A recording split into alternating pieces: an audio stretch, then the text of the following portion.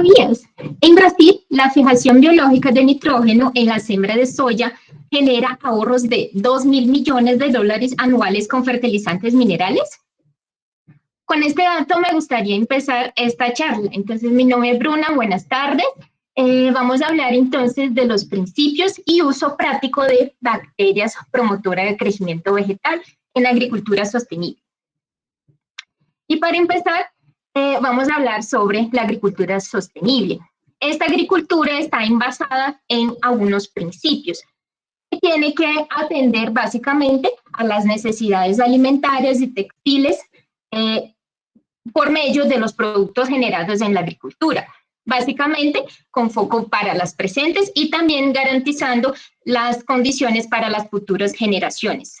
También tenemos que tener en cuenta el punto de vista económico del sector y también social, la calidad de vida de los agricultores y los puntos de vista ecológico o ambientales, básicamente respetando a los elementos que son base para que esta agricultura se mantenga sostenible, como por ejemplo el aire, el agua y el suelo. Y si enfocámonos en el suelo, básicamente podemos tratar de un concepto de fertilidad del suelo.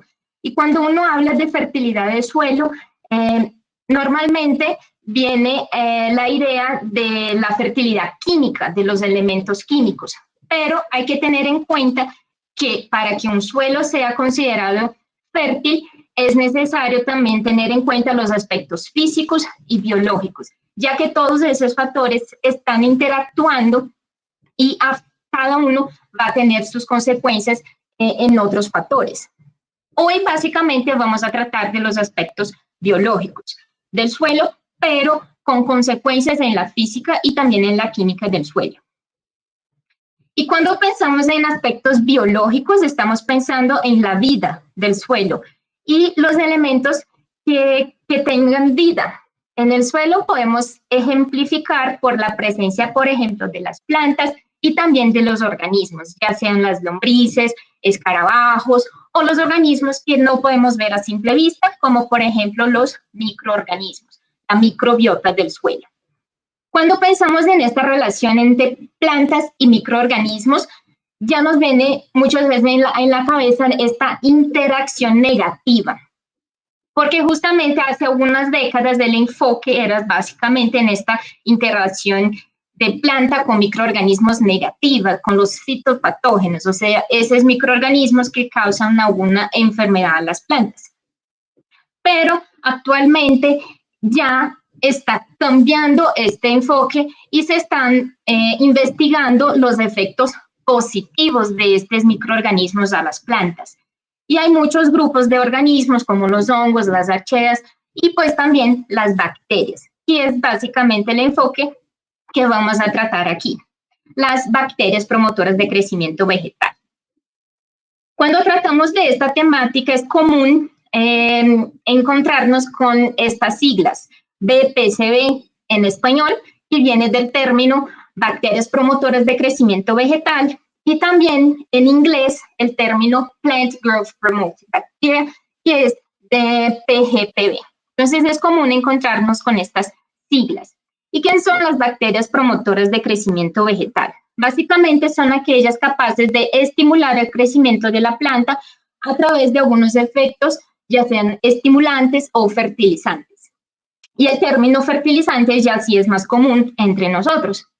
Entonces, conceptuando el término biofertilizante, serían básicamente sustancias o productos que contienen microorganismos vivos y que al ser aplicado al suelo, las semillas, las raíces de las plantas, van a promover el crecimiento vegetal. Entonces, ya tratando del término fertilizante, que es común, vamos a hacer una comparación entre estos diferentes tipos de fertilizantes. Entonces, yo traigo aquí los biofertilizantes y, como vimos, tiene como característica la presencia de estos microorganismos vivos. Los fertilizantes orgánicos, y tiene básicamente como fuente animal o vegetal, como desechos de animales que pueden ser utilizados como fertilizantes, y los fertilizantes minerales de síntesis química. que son obtenidos en la industria. Y si hacemos una comparación con ventajas y desventajas, podemos mencionar que los fertilizantes minerales tienen como característica una liberación inmediata de nutrientes, y eso puede ser una ventaja porque una vez aplicados en el suelo ya van a fornecer prontamente esos nutrientes a las plantas. Pero cuando mal manejados, esta ventaja puede convertirse en una desventaja, en donde puede ser un foco de contaminación, ya sea por emisión de gases de efecto invernadero, de acumulación de sales, aguas subterráneas. Y también hay que tener en cuenta que países como Brasil y Colombia no tienen producción suficiente para atender sus demandas de fertilizantes, así que necesitamos importar y dependemos, por lo tanto, de los precios de importación de estos fertilizantes, lo que nos genera costos y que tenemos que tener en cuenta. Pero si miramos en las ventajas de los biofertilizantes, ya tenemos como ventaja una baja contaminación ambiental, justamente porque la esencia de estos fertilizantes es la presencia de microorganismos y no necesariamente la presencia de nutrientes. Por eso ya tienen una baja contaminación ambiental y tienen como efecto una mejora en la disponibilidad de nutrientes. Y por lo tanto, como no tiene la esencia el fornecimiento de nutrientes, tiene como desventaja el bajo contenido de nutrientes. Entonces, si ponemos en una balanza las ventajas y desventajas de estos diferentes fertilizantes, podemos pensar en un uso conjunto de estos fertilizantes. Así podemos pensar en reducir la dosis de fertilizantes minerales de síntesis química y pensando en la baja contaminación y bajos costos, y también mejorar el aprovechamiento por efectos de la actividad microbiana de los biofertilizantes, que por su esencia tienen bajo nutriente, pero que puede ser compensado por el efecto del fertilizante mineral. Hay que tener en cuenta que para hacer esta combinación hay que tener una compatibilidad entre los elementos que se van a combinar. Y bueno, los biofertilizantes no son utilizados actualmente, simplemente, y ya hace bastante tiempo que se ven utilizando estos biofertilizantes. Pero antiguamente, antes, se trabajaban con enfoque en una cepa microbiana y por eso se tenían mejores resultados de inoculación en un cultivo en particular. Y como ejemplo, lo más antiguo que se tiene bastantes investigaciones y bastantes estudios y resultados son básicamente los rhizoliums. Y entonces, el éxito que estos biofertilizantes tuvieron fue estos fertilizantes fueron tan exitosos que siguen siendo utilizados hasta el día de hoy y con ahorros en la parte económica en fertilizantes minerales. El tema es que ahora, actualmente, ya no se está pensando en una cepa microbiana, sino que en diferentes cepas o inoculantes mixtos. Con eso se utiliza de la combinación de distintos mecanismos de diferentes microorganismos.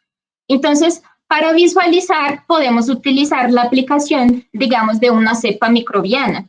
Y esta aplicación va a tener una función específica, ya que este organismo va a tener una función específica en este caso. Pero también podemos pensar en la aplicación de diferentes organismos con diferentes funciones. En este caso podemos pensar en una situación de recolonización del suelo, en donde hay una baja diversidad, por ejemplo, del suelo, y podemos entonces reincorporar esos microorganismos con la función de recolonizar este suelo. Y podemos también tener una situación en donde los organismos que están allí en el suelo ya no están activos, sí están presentes pero no activos. Entonces, una posibilidad es utilizar la reactivación de estos microorganismos que están en el suelo. Bueno, ¿y cuáles son los efectos de las bacterias promotoras de crecimiento vegetal? Hay algunos efectos que son directos y también hay algunos efectos indirectos. De los efectos directos, podemos destacar el incremento de la disponibilidad de nutrientes. Y aquí yo traigo como ejemplo tres elementos, tres nutrientes muy importantes en la agricultura: el nitrógeno, el fósforo y el azufre. El nitrógeno está presente en la atmósfera y 78% de la atmósfera es básicamente nitrógeno. Pero este nitrógeno no está disponible a la planta de la forma que está, porque presenta tres enlaces uniendo estos elementos, como yo ejemplifico aquí en este primer cuadro. De esta forma, el nitrógeno no está disponible a las plantas. ¿Qué se puede hacer? Utilizar bacterias que se asocian con plantas. Entonces, las bacterias hacen la tarea de disponibilizar este nitrógeno a las plantas a través de la fijación biológica de nitrógeno. Otro elemento muy importante en el suelo es el fósforo. Para las plantas es esencial, es un nutriente y tiene como característica que este nutriente él tiene la característica de absorberse a las partículas del suelo a través del proceso de absorción. Cuando este nutriente se absorbe a las partículas del suelo, también no está disponible a las plantas. Y algo que se puede hacer es utilizar de bacterias solubilizadoras de fosfato. ¿Qué hacen estas bacterias? Básicamente rompen este enlace del fósforo con las partículas del suelo y nuevamente el fósforo va a estar disponible a las plantas. Así que muchas veces nosotros fornecemos el fósforo para los cultivos a través de fertilizantes minerales, pero este fósforo rápidamente es absorbido. Entonces, un efecto conjunto que se puede hacer es pensar en la aplicación, el fornecimiento de ese fósforo vía fertilizante. Pero una vez que este fertilizante libere este fósforo y esté absorbido a las partículas del suelo, podemos utilizar el mecanismo de solubilizadores de fosfato. Además de eso, el fósforo también puede ligarse a cadenas de carbono, a materiales orgánicos, y de esta forma tampoco va a estar disponible a las plantas. Entonces, la estrategia que se puede utilizar es utilizar bacterias que van a mineralizar, o sea, romper estos enlaces del fósforo con cadenas de carbono y liberar entonces este fósforo para las plantas, tornando disponible este nutriente. Otro elemento es el azufre, y cuando está en la forma reducida no está disponible. Lo que podemos hacer, utilizar bacterias que van a oxidar este azufre y entonces en la forma oxidada este nutriente ya va a estar disponible a las plantas. Otro efecto directo que estas bacterias pueden tener es la síntesis de moléculas que benefician a la planta. Estas bacterias entonces pueden producir moléculas que son estimuladoras. Aquí yo traigo como ejemplo el ácido abscísico, giberélico, indolacénico. Y los efectos indirectos. Bueno, podemos tener el efecto de competencia con organismos potencialmente patógenos. Entonces, las bacterias pueden producir enzimas hidrolíticas y antibióticas que van a combatir estos elementos patógenos. Y ya, sin este efecto negativo de los patógenos, las plantas ya se pueden desarrollar muy bien. Otro efecto indirecto es la prevención de estrés abiótico. Algunas bacterias son capaces de colonizar el tejido radicular de las plantas. Una vez colonicen este tejido, son capaces entonces de construir y producir una película, una capa protectora. Y esta capa también puede proteger las raíces entonces de efectos de sales, de la salinidad y también de efectos como la sequía. Bueno, ¿y cómo vamos entonces a escoger los organismos que van a ser parte, digamos, de un biofertilizante? Eso es fruto de mucha investigación. ¿Por qué? Primero necesitamos saber cuáles son los efectos positivos que un determinado organismo puede generar en un cultivo. Pero además de eso es necesario saber si este efecto positivo se repite a lo largo del tiempo y en diferentes condiciones también. Entonces, es necesario que este efecto sea evaluado en vivo en la planta y que las respuestas sean comprobadas a través de investigaciones. Y cuando pensamos en estrategias de componer este inoculante, podemos pensar en una estrategia de representación de manera más cercana a la composición original de la rizósfera. ¿Y qué sería entonces la rizósfera? La rizósfera es la capa de suelo que está muy cercana y que la planta está afectando directamente. Y esta capa muy cercana, entonces llamamos de rizósfera, y es diferente de las capas del suelo que ya no están sufriendo la acción de las raíces. Y bueno, en esta rizósfera tiene muchos componentes que son exudados por la planta.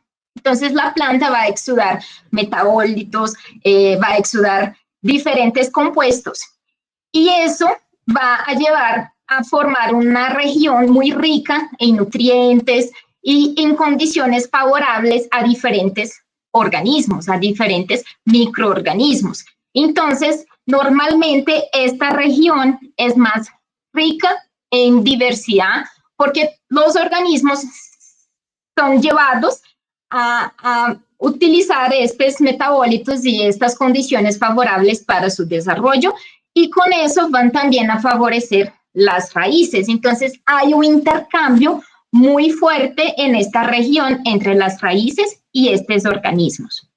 Entonces, una estrategia es entender los organismos que están actuando en esta rizósfera y que están favoreciendo a las raíces y a partir de estos estudios de estos organismos es que se pueden pensar entonces en cuáles organismos podemos utilizar para producir entonces un biofertilizante. Bueno, pero en esta región, la rizósfera, hay muchos organismos. Hay organismos benéficos y hay organismos que no son buenos, los patógenos. Y la planta tiene estrategias pues para protegerse de los organismos patogénicos que causan alguna enfermedad a las plantas. Entonces, ya en la evolución de las plantas ya hay algunos aspectos que van a generar una protección contra estos agentes patogénicos. Entonces, ya sean ellos físicos, como por ejemplo una pared celular gruesa, una capa cerosa que van a impedir físicamente que estos organismos entren en la planta, o ya sean moleculares. Cuando la planta reconoce la presencia de bacterias y hongos que le van a causar algún daño, ella ya sinaliza y ya produce algunas moléculas y van a generar una respuesta inmune.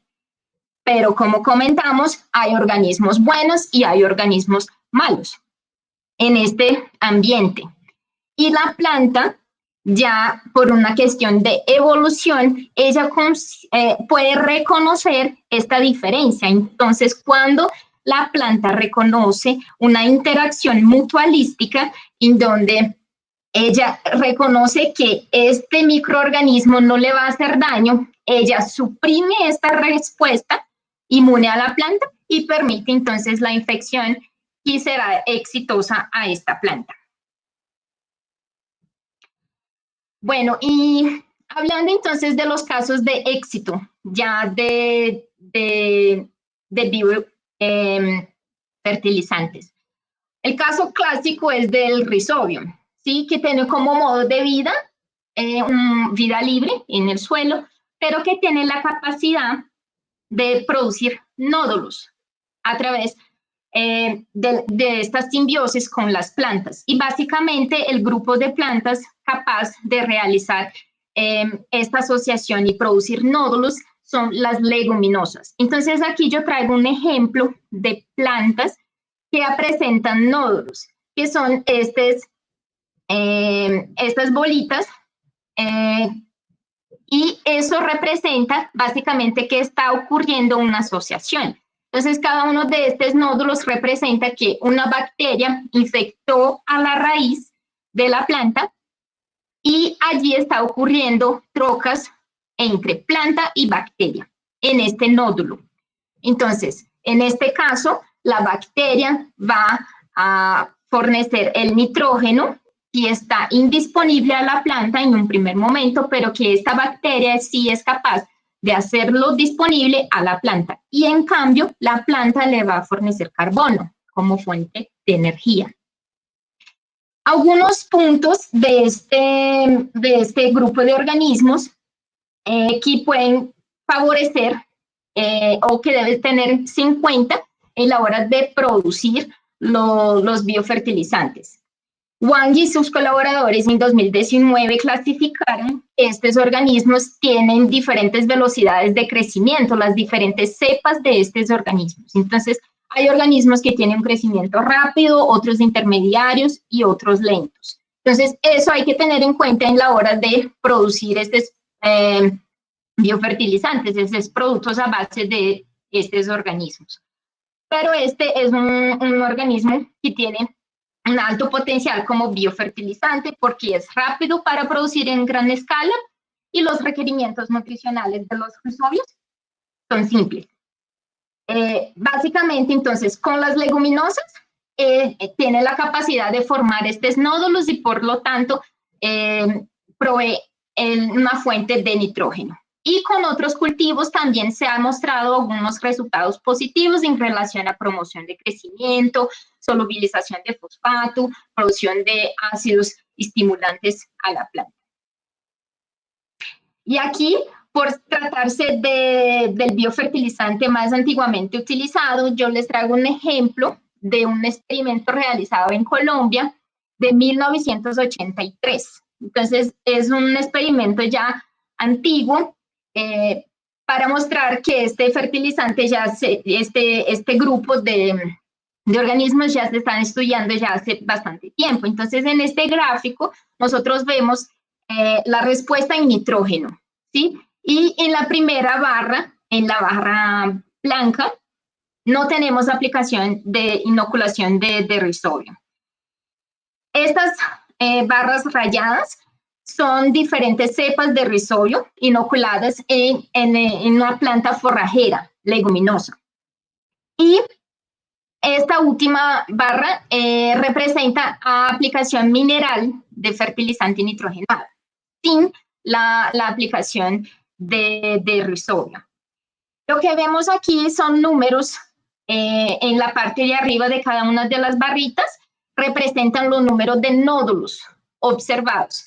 Entonces vemos que cuando se aplica única y exclusivamente el fertilizante mineral, no tenemos nódulos, formación de nódulos, entonces las bacterias, aunque estén presentes en el suelo, no están realizando esta simbiosis con la planta.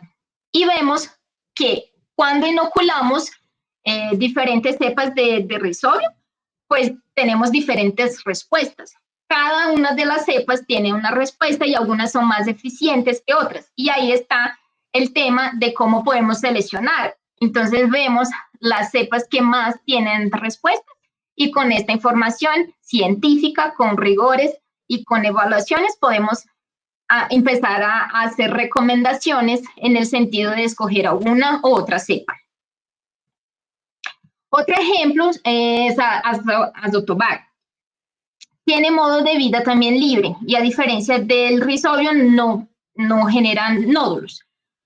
Como característica tiene una estructura de resistencia, el quiste, que cuando no está actuando está en esta estructura de resistencia. Y esto puede ser utilizado en favor de los procesos de producción de biofertilizantes. Entonces, se induce que estos organismos estén en esta forma de resistencia, en una forma latente, en donde no van a estar activos hasta el momento de la aplicación y cuando ya estén aplicados en los cultivos, estos organismos entonces van a empezar a reactivarse y empezar con sus funciones. También tiene un potencial como biofertilizantes porque son de crecimiento rápido, no tienen requerimientos metabólicos exigentes, lo que hace fácil la producción masiva.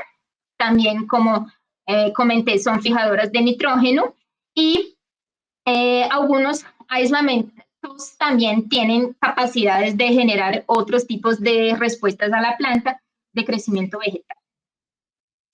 El bacillus también es ampliamente utilizado como un biofertilizante. Tiene crecimiento en temperatura en promedio de 30 grados, pero algunas también tienen esta capacidad de tener estructuras de resistencia. Y de la misma forma podemos utilizar esta característica en la producción de los biofertilizantes. Entonces, también tiene un potencial como biofertilizante en promover crecimiento vegetal a través de diferentes mecanismos. Tiene rápido crecimiento y fácil producción a gran escala, lo que también muestra por qué tiene tanto éxito como un biofertilizante. Y aquí yo les traigo un ejemplo también de un estudio realizado en Colombia con banano, en donde tenemos en la izquierda el tratamiento control, en donde no tienen la aplicación, la inoculación con bacilos, y vemos un crecimiento de la planta muy reducido en comparación con la foto de la derecha, en donde tenemos la inoculación de los bacilos. Entonces, mostrando un efecto de los bacilos en crecimiento vegetal, en este caso de una cepa específica para un cultivo específico. Bueno, y la producción como tal de los biofertilizantes, pues, tiene algunas etapas, y yo menciono algunas etapas de este proceso de obtención de los biofertilizantes. Entonces, una vez que se escoja los organismos que se van a utilizar, es necesario entender cómo se van a multiplicar estos organismos para tener entonces un producto a llegar a un producto de comercialización. Entonces, inicialmente se hacen estudios, ensayos en laboratorio con experimentos pequeños. Y después ya tenemos que convertir, digamos, una escala pequeña de laboratorio a niveles industriales. Y es necesario, entonces, en este cambio de escala, garantizar que el comportamiento del organismo va a ser lo mismo, independiente de la escala, si estamos trabajando en laboratorio o ya en una escala industrial. Y aquí tenemos el proceso de fermentación, que es muy eficiente ya en escala industrial para estandarizar la multiplicación, la producción masiva de estos microorganismos. Ya siguiendo entonces para el proceso de formulación, tenemos los microorganismos ya en cantidades suficientes para tener nuestros productos. Es necesario tener en cuenta que estos microorganismos van a ser llevados como un producto a través de un medio, ya sea un medio que va a estabilizar este microorganismo y extender su vida útil, proteger este organismo y también facilitar la aplicación de este organismo ya en campo. Entonces, es un medio que va a llevar estos microorganismos para que estos organismos no estén sueltos por ahí. Entonces, tenemos que tener un medio para llevar estos organismos y en este caso tenemos que hacer estudios de compatibilidades y de la mejor forma que este organismo mantenga sus características a través de este medio. Y entonces, ya teniendo este microorganismo y un medio, es necesario hacer un control de calidad. ¿Para qué? Para asegurar que la formulación que se tiene en laboratorio, al llegar al campo, tenga su eficiencia y su eficacia. ¿Y cuál es el desafío? Estamos trabajando con un producto vivo y el desafío es mantener la vida útil de este producto desde que salió de producción hasta llegar al campo. Y existen algunas estrategias para mantener esta calidad y esta vida útil de estos organismos, de estos inoculantes. Entonces, una sería reducir la humedad en la formulación. Al reducir la humedad, haciendo un proceso, por ejemplo, de deshidratación, lo que hace es reducir la actividad de esos organismos. Entonces van a estar en una forma latente, no van a sufrir estreses abióticos y cuando ya sean aplicados ya pueden ser rehidratados y reactivados. Otra forma es almacenarlos bajo refrigeración, también con ese intuito de reducir la actividad de esos organismos. Y también se pueden utilizar aditivos, que pueden ser polímeros naturales o polímeros sintéticos. Los tipos de formulaciones. El medio en que estos organismos van a llegar al campo pueden ser diferentes formas. Entonces tenemos básicamente formulaciones líquidas y formulaciones sólidas. Las líquidas ya pueden ser estas suspensiones de microorganismos que van a estar o en agua, en aceite o sustancias poliméricas, surfactantes, y ya las formulaciones sólidas van a estar en un medio sólido, esos organismos van a estar en medios sólidos ya para obtener un biofertilizante granulado o en polvo. Normalmente en el mercado se encuentran formulaciones líquidas, justamente porque el proceso de elaboración de los líquidos es más sencillo y tiene un menor costo en comparación con formulaciones sólidas. Aquí yo traigo algunos ejemplos de formulaciones que se pueden encontrar en el mercado, ya sean inoculantes líquidos, comportadores orgánicos, inoculantes poliméricos, formulaciones encapsuladas. Entonces yo traigo algunos ejemplos.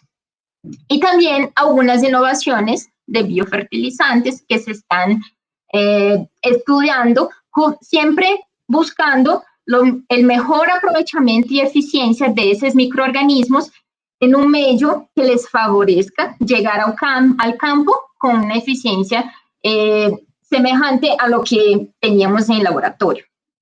Entonces, aquí algunos ejemplos: matrices de liberación controlada, que fue estudiada por Silva y colaboradores; espuma biodegradable, que fue estudiada por Marcelino y colaboradores en 2016; macrocápsulas de almidón y quitosan, estudiado por Pérez 2018 y colaboradores.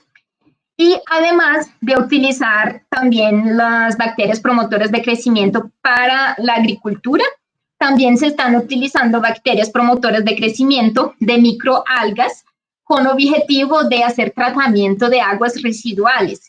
Ese es un estudio que se está llevando a cabo el Instituto Bachan en México. Entonces, estas bacterias van a promover microalgas, el crecimiento de microalgas, y estas van a promover el tratamiento de aguas residuales. Es un otro fin que ya se están utilizando para estas bacterias. Bueno, en relación a control de calidad, hay algunos criterios que se puede utilizar para garantizar la calidad de estos productos. Un ejemplo es la concentración del producto, que un número mágico sería 10⁻⁷, 10⁻⁹ unidades formadoras de colonia, dependiendo por ml para formulaciones líquidas o gramos para formulaciones sólidas. Otro parámetro también: números de células viables por semilla después de la aplicación. Entonces también tenemos un número de 10⁻⁻, 10⁻⁵, de acuerdo al tamaño de la semilla. Pero hay que mencionar que hasta el momento no existen estándares de calidad definidos globalmente, por lo que tiende a variar de país a país. Sin embargo, los valores mínimos actuales permitidos para biofertilizantes corresponden a concentraciones de 10⁻⁶ a 10⁻⁹ unidades formadoras de colonia para productos recién elaborados. Entonces se está intentando estandarizar estos parámetros. Otro punto son los contaminantes. En algunos países se exige una ausencia total de contaminantes, mientras que en otros países ya se está permitiendo un porcentaje de contaminantes. Entonces, se está buscando estandarizar, pero todavía no tenemos patrones definidos. Bueno, y ya pensando en la logística de este fertilizante, de este biofertilizante, tenemos el proceso de producción, tenemos entonces que transportar este fertilizante, almacenar y entonces llegar a un punto de aplicar en el campo. Entonces son muchos factores que van a tener diferentes condiciones y estas condiciones tienen que garantizar que la calidad que salió de producción sea la misma que el producto que se va a aplicar en el campo. Los agricultores, cuando llegan a aplicar en el campo, la calidad tiene que ser la misma para que los efectos positivos de las bacterias sean bien aprovechados. Y aquí entonces yo traigo dos ejemplos de dos productos que traen componentes biológicos en su composición. Entonces, el primer ejemplo que yo traigo es Vascular Rhizo, que tiene bacillus en su composición. Y aquí yo traigo la ficha técnica de este producto. Entonces, el productor de este fertilizante nos va a traer algunas recomendaciones. Entonces, aquí yo traigo el ejemplo para el transporte. Entonces, aquí él menciona que para el transporte y para garantizar la calidad del producto tiene que proteger la mercancía de la luz solar directa y excesiva y de las grandes fluctuaciones de temperatura durante el transporte. Y aquí entonces él nos va a traer las características importantes para el transporte de este producto. También nos trae las características de almacenamiento. Entonces dice que recomienda proteger el fertilizante almacenado de las heladas, la luz, de la humedad. Almacenen los productos sueltos dentro de un edificio y no en áreas exteriores. Entonces aquí nos va a traer las recomendaciones y eso entonces podemos encontrar en la ficha técnica. Y eso va a depender de cada producto. Cada producto nos va a traer recomendaciones de acuerdo al elemento biológico que estamos tratando y también el medio, la formulación que estamos trayendo. Otro ejemplo que yo traigo es Novatex Soluble BC Calcium, que trae 4 elementos, bacilos, pseudomonas, y aquí nos están trayendo las recomendaciones de la forma de aplicación. Entonces aquí dice agitar durante la preparación, aplicar en fertilización. Entonces aquí nos va a traer todas las recomendaciones para utilizar este fertilizante de manera a garantizar el mejor aprovechamiento desde la producción, pasando por todos esos aspectos de logística hasta llegar a la aplicación. Y en Colombia, entonces, la regulación de los biofertilizantes es hecha por ICA. Entonces, aquí yo traigo la norma técnica colombiana, NITC 5842, la cual tiene todas las informaciones necesarias de regulación para bioinsumos para uso agrícola, inoculantes biológicos requisitos. En este material, entonces, están todas las recomendaciones para la regulación de los biofertilizantes en Colombia, como todos los padrones para que tengamos una estandarización mínima para este tipo de producto. Y en 2018, de acuerdo con el ICA, se encontraron registrados como inoculantes biológicos aproximadamente 75 formulaciones a base de microorganismos solos o en mezclas, y yo traigo un listado de estos organismos de estas 75 formulaciones. Y hay que tener en cuenta que en esta lista hay las bacterias que mencionamos, Bacillus, Azotobacter, Rhizobium, pero también hay algunos hongos. Por ejemplo, esta última columna, tenemos aquí Glomus, Acalospora, Higaspora, Scatolospora, Estos son hongos micorrízicos y también tiene un efecto positivo. A pesar de no hacer parte del grupo de las bacterias, estos organismos también tienen capacidad de promover beneficios a la planta. Básicamente las micorrizas lo que hacen es explotar el suelo y buscar fósforo en partes en el suelo en donde las raíces no son capaces de actuar. Entonces, las hifas de los hongos, por ser más delgaditas, buscan en microespacios que las plantas, por las raíces, por lo grande que son, no pueden. Entonces, estos hongos buscan este fósforo y pueden hacer intercambios con la planta. Entonces, también fornecen fósforo y, en cambio, reciben carbono y energía de la planta. Bueno, de estos inoculantes, 75, 61 correspondió a formulaciones líquidas por el hecho de ser un poco más simple de obtenerse en comparación con las sólidas, y 38% eran entonces formulaciones sólidas. Bueno, ¿y cuál es la importancia entonces de tener inoculantes formulados? Es proporcionar un microambiente más adecuado a las bacterias inoculadas. Promover también una protección física durante el tiempo prolongado, ya sea de transporte, de almacenamiento, hasta llegar a la aplicación. Y garantizar que el número mínimo de células viables llegue hasta el cultivo. Entonces, cuando tenemos un inoculante formulado, eso se basó en diferentes investigaciones hasta llegar a la mejor combinación de organismos, en un medio de la formulación, las condiciones que esto se va a transportar hasta llegar a la aplicación en el campo.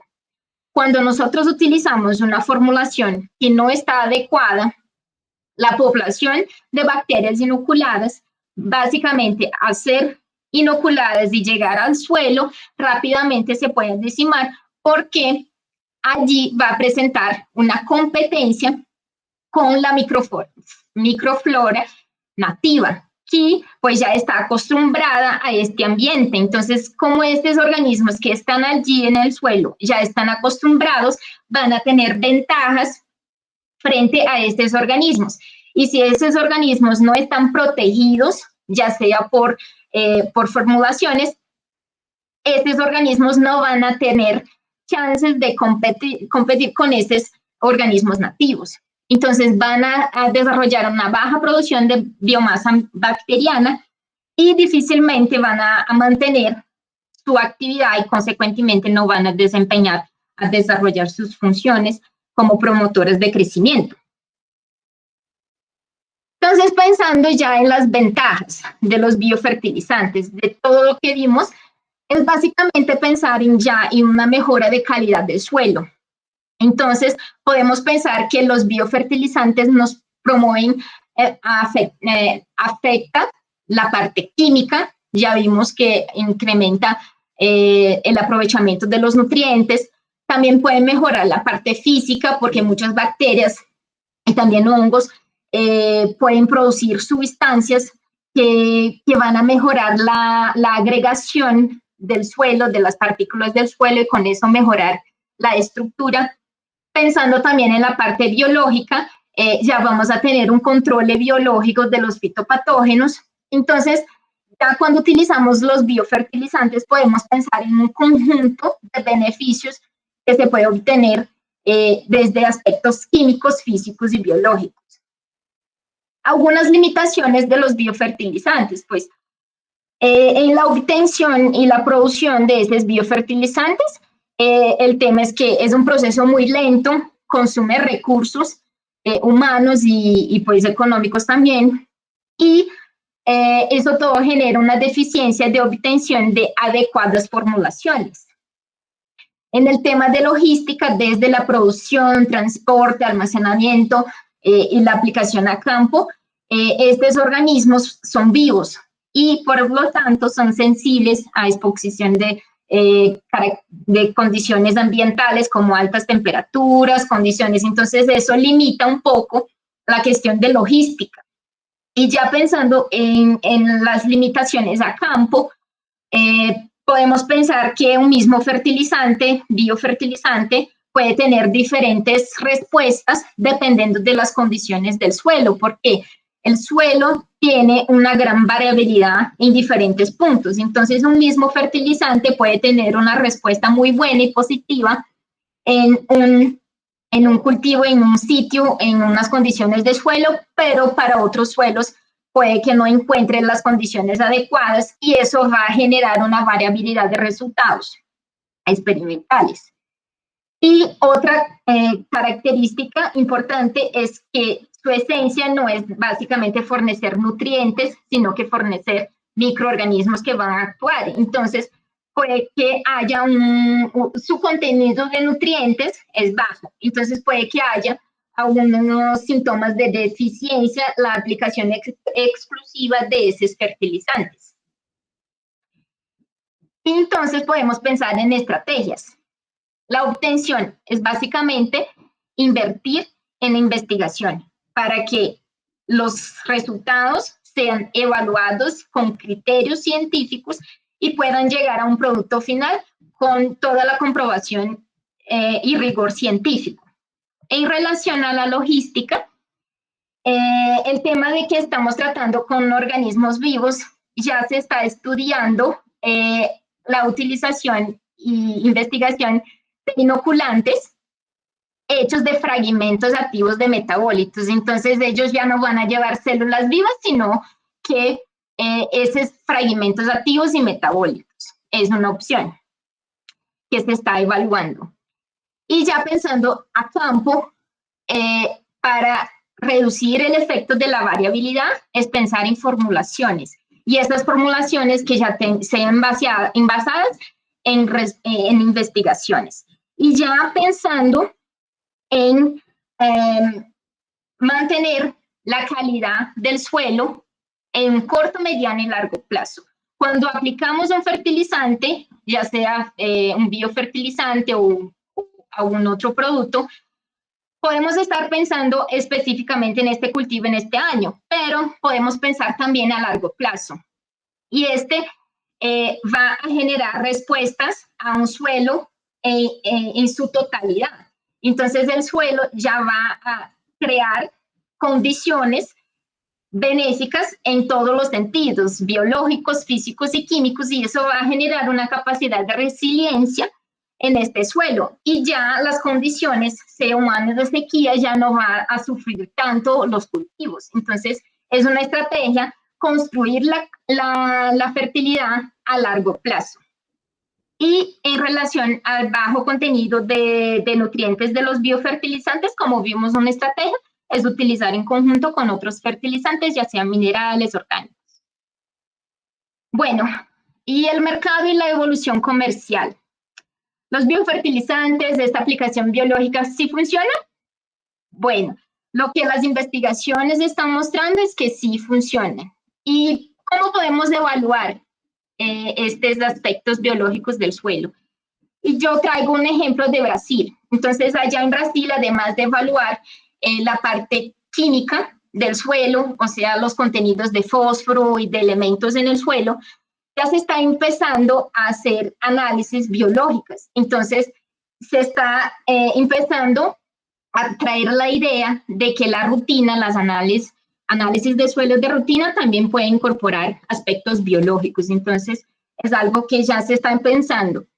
Y algo que es cierto es que está aumentando la oferta de productos biológicos. Si está aumentando es porque tiene